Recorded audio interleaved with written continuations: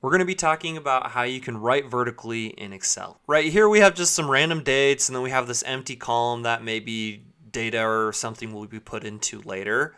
But let's say in this column here, we want to write dates, right? So we type dates here, but we don't want it to appear this way. We want dates to appear vertically. Now, technically what you could do is you could go DATE S, right? And that's going to write it vertically for you. But I'm going to show you a different way on how you can do that, all right? So right here we have dates typed in and we have all of these cells. Basically, we're going to want to highlight all of them and we're going to want to merge them together. And once they're merged together, this is one individual cell, okay?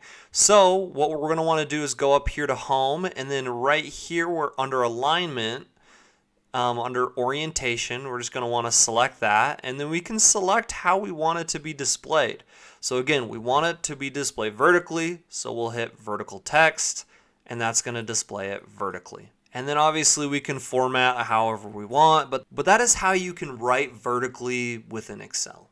Please subscribe and smash the like button before you leave. Thanks so much and have a great rest of your day.